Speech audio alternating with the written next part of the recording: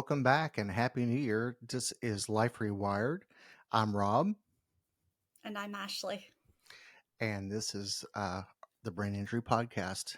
Today, we're very excited to tell you that we're going to do the spoon theory that we've been referencing for a long time. So let's get right into it. Ashley, explain to us what the spoon theory is. Okay, well, first of all, I got to give props to my former coworker and friend Megan for introducing me to spoon theory. And I also have to give credit to the references we used for this. But you don't look sick.com and the Spoonie Day app, which that information will be available in the description of this video. So, spoon theory is a metaphor that was coined by Christine Miserando, who has lupus.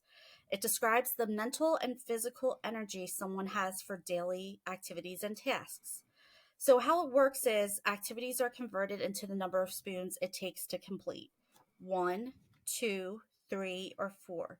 So, the least to most, and someone with a chronic illness has a limited number of spoons. Once you run out of spoons, the only way you replace them for the day is by recharging through rest. This looks different for everyone. So, to demonstrate how spoon theory can be applied to brain injuries such as post concussion syndrome, we are going to use 12 spoons. If you would like to do this with us, pause your video now, grab 12 spoons or any 12 eating utensils you have. Then you can resume the video. Okay, so Rob and Ashley each have 12 spoons or utensils. We are now going to discuss a few daily activities and then show the number of spoons it takes personally for us, whether that's one, two, three, or four. And again, this is least to most. So one is doesn't require a lot of effort, and four is it requires all the effort you can give to complete that particular activity. We will then continue to do this until we run out of spoons. From there, we will explain how this impacts us on a daily basis. So, Rob, do you want to give us an activity to daily activity to start out with? I sure do, and I have my cup of spoons right here. So let's start with something that's really simple that we all start a day off with is brushing your teeth. So how many spoons would that require, Ashley? For me, that requires one spoon. What about for you? I would say the exact same thing. So I'm going to remove one spoon from my cup, and Okay. now we're down a spoon. Okay. So most of the time after that, we get ready for the day and then we head off to work. And for me, work is very taxing. So that for me would require 4 spoons. So for me, I also work full time. For some people, it might be a part time job. Some people might still be in school. Some might be do a combination of both. So think of it that way. And also for me, it requires 4 spoons. So now I'm down 5 spoons, which is almost half of my spoon count. What are you at currently, Rob? I have 7. Okay. So we're probably about the same playing field. Yes. So far, so Okay. good. So for after work activities, we get home, probably prepare dinner for the family. Um, a lot of times I'm already kind of low energy level, so we might go out to eat. So I'm going to split the difference, and I'm just going to say 1 spoon for that activity. Though most days it's going to be 2 spoons. Okay. For me, it's definitely 2 spoons. It takes about 50% to do that. Yeah. Okay. After dinner, you're going to take care of your pets. I have 2 cats. They're very low maintenance, but we have one that has to have medication we have to give them, and that just takes a lot out of you. So for me, that's going to be a 2 spooner. Depending on the day, it could be 3. Now, I'm also a pet parent, but some people out there might not have pets. So if you have kids, I'm sure you're taking care of them on and off all day. So maybe think of it that way. Or you don't have a pet or kid, maybe think about if you did, what that would involve. So for my particular cat, who's a bit of a diva, she definitely requires 2 spoons. Okay, then maybe you need to run to town. Maybe you need to go to the grocery store, run a few errands, what have you. For me, that's going to be 2 spoons, but normally if I'm going to town, it's to do a shopping trip, and that's very taxing. So I'm going to take 3 spoons for this activity. Okay. Now, shopping for me, if it's a work day, it's probably like a quick trip. If it's not a work day, I might be out for an hour. So I'm going to give it 2 spoons because it does take about half my energy for a shopping trip. I know recovering from my concussion, the doctor said the hardest thing to do would be grocery shopping because of all the stimulation and the aisles. And he was certainly right about that. So I am down Absolutely. to now only 1 spoon. I guess I've got one spoon also.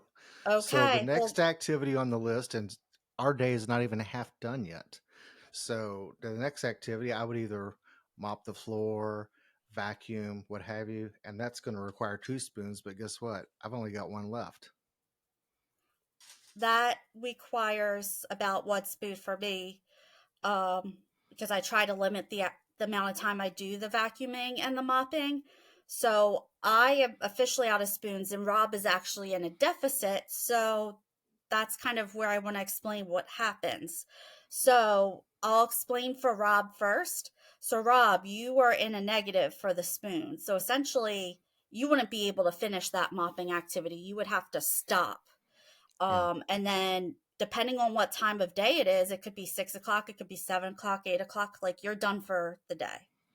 So you right. got to recharge. Now, what does recharging look like for you? Do you have to like physically go to sleep, or can you just like meditate, or do you just have to veg out on the couch? Like, what does that look like for you to fully recharge?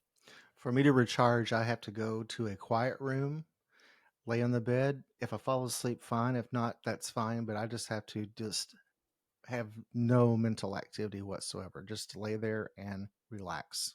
Hmm. Okay. So I'm out of spoons. So usually based on my workday and the cooking dinner, running an errand, this would probably get me to around 7:30, 8 o'clock at night. So then I'm done for the day. So I either have to do a mindless activity for the rest of the evening till it's ready to go to bed, or if it's not a work day, but I've used up all my spoons, then I might need to take a nap.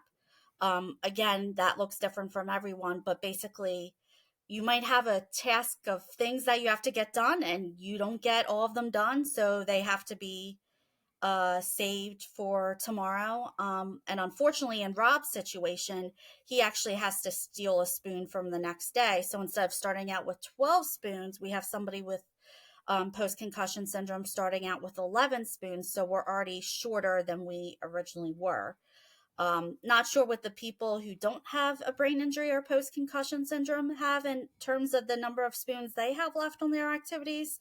I'd kind of be curious to hear that. So definitely comment down below and let us know, because we'll probably revisit this subject again. One thing I never did ask you, and I just popped into my head, so I'll just sorry to catch you off guard. For the people that don't have brain injuries or post concussion syndrome, does their cup start fuller than ours does on a daily basis, or is the theory based all on the same number amount of spoons? Well, the spoon theory was really Christine Meserando trying to explain to her friend that did not have lupus. And again, now it's kind of spread out to like mental health and all of that because this theory went back, not went back, this theory was put in place in 2003. She used 12 spoons. They were actually at a diner when she did this. So they don't really specify how many spoons a person that's neurotypical has, but I'm assuming that if it's not more than 12 spoons and they only get to work with the 12 spoons, it probably doesn't take as many spoons. Like, while something as simple as brushing teeth might take 1 spoon, maybe work for them is only 2 or 3 spoons. So they have more spoons to get them through the day, whereas we are kind of in a deficit. But if there are any spoonies or people that know about spoonie theory out there, not spoonie theory, we're called spoonies, but it's spoon theory. If you know if it's more than 12 spoons for a neurotypical person, you can let us know, or maybe Rob is going to look at it. Yeah, and I'm not signed in. Oh, but there is an app, and um, I'll put this on the screen so the people at home can see this. But there is an app that you introduced me to, the Spoonie Day, right? Day. Spoonie Yeah, the day. Spoonie Yep. Day. and that will help you keep track of how many spoons you've used and how many you have left for the day. So then maybe if someone says, "Hey, you want to go see a movie tonight?" and you look at your phone and you say, "Gosh, I've only got 3 spoons left, and I still got to get dinner done. Tonight's probably not a great night for me to go to the dinner or go to the movie." Hey, we're this is the life of a brain injury survivor, and I'm telling you, you know how easy it is to what goes in here doesn't always come out here. And then last night, real quick, because I know we're getting short in time, but last night we went to dinner, and I was trying to explain something to a friend of mine, and the words just kind of came out like blah blah blah blah blah blah blah, and he just looked at me like, "Huh?" But Hmm. thankfully, Sheila was there to say, "I think he's trying to say blah blah blah blah blah." So that's great. I love this spoon theory, and I think that this is going to probably help bridge the gap between the people that don't have brain injuries, so they can probably at least see, oh well, that's why this guy's always so tired, or that's why after 5 o'clock in the afternoon, Ashley's going, I just can't. So that's what Yeah. my hope is. So Yeah, because go ahead. I definitely think it's applicable to brain injuries and post concussion syndrome. Like I said, it started off with lupus, but then I've been seeing it for people with mental health disorders in the recent years. But I definitely think it applies to anybody that has like a long chronic um, injury, illness, that type of thing. So that's kind of why I wanted to introduce it to this community for anybody who's not already familiar with it, or somebody who's like, oh, well, this makes sense why I feel this way. I'd like to, download this app. I'd like to go on Christine's website and learn more. So definitely, as many resources that are out there, we want to be able to share with you guys. Absolutely. Well, thank you guys for joining us. We'll do our closing thoughts. um, Make sure you like, subscribe, and share this with your friends, because if we don't share this with the community that is not affected by brain injuries, then this is really not very helpful, other than communicating with the people that have brain injuries. That's a good resource for them, but we also want to educate people who don't have brain injuries, so that will kind of bridge that huge gap between people that say, well, he looks okay, I don't understand why he's talking like this, or why he's so confused. So that's our goal, and that's what we want to do. So please, please, please share this with your friends. Ashley, you have any closing thoughts? I was just going to say, for the people that have social media, we have a Facebook page, Life Rewired, and I believe we also have an Instagram. We don't have the Instagram yet, but maybe if you could set Was it that a up, that would be Twitter great. or something? I feel like there. Twitter. Yes, Okay. there is Twitter. It's life_rewired. It'll be on, I'll link it down below, and I'll also be on your screen. So what I'm saying might not match up with but go with whatever's down here.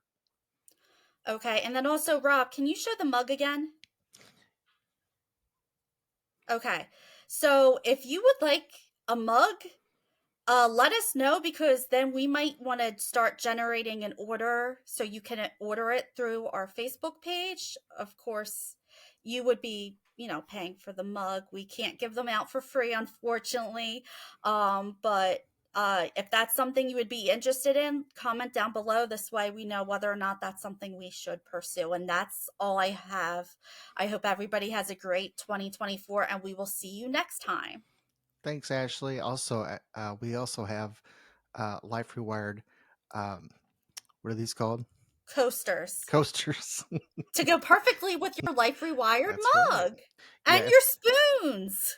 if there is interest in that, just please comment below if you would like any of those, and we can make them available. I'm sure that we could probably do T-shirts, but we'll see how the orders go. So if you want one, we'll whatever it costs for us to manufacture it and ship it to you, that's all you'll cost. We won't make any money off of this, but that would be absolutely up to you. So if you have interest, comment and below, or email us at the email address that will be at the bottom of the screen as well.